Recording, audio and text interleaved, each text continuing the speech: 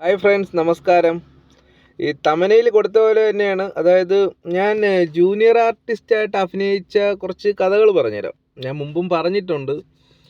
അതായത് നമ്മൾ ഓരോ സൈറ്റുകളിൽ ഞാൻ ജൂനിയർ ആർട്ടിസ്റ്റായിട്ടാണ് അഭിനയിച്ചത്. ഏകദേശം ഒരു 150 പടത്തിന് പുറത്ത് ഞാൻ അഭിനയിച്ചിട്ടുണ്ട്.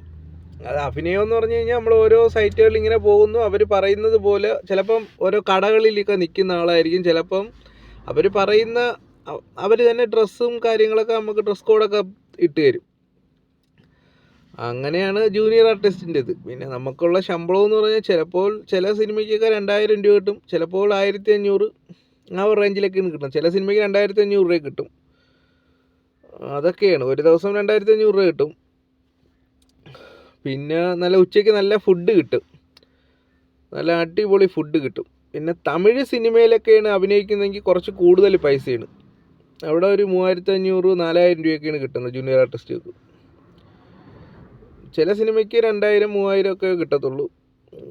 പിന്നെ ഫുഡ് നല്ല ഫുഡാണ്, നല്ല ബൊഫയാണ്. Mutton biryani, chicken biryani, beef biryani, parotta, 3 നേരവും നല്ല അടിപൊളി ഫുഡാണ്. അതാണ് ഈ സിനിമയിൽ നമ്മൾ ഈ ഷൂട്ടിങ്ങിനൊക്കെ പോയാൽ കിട്ടുന്ന മെയിനായിട്ടുള്ള സംഭവം. കാരണം രാവിലെ ആയാലും നല്ല അടിപൊളി ഫുഡ്. രാവിലെയും ചിക്കൻ കറിയൊക്കെ ഉണ്ട്, ഫ്രൈഡ് റൈസൊക്കെ ഉണ്ട്. അതൊരു ഹൈലൈറ്റാണ്. നല്ല ജ്യൂസ് ഒക്കെ കിട്ടും. പിന്നെ നല്ലൊരു സംഭവമാണ്.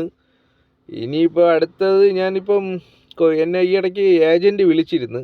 അപ്പോൾ ഞാൻ പോയില്ല. ഇനിയിപ്പോൾ അടുത്ത ഏതെങ്കിലും ഇനി അടുത്ത കൊച്ചിയിലോട്ട് പോകുന്നുണ്ട്. അടുത്ത ഏതെങ്കിലും ഒരു സിനിമയിൽ അഭിനയിക്കണം.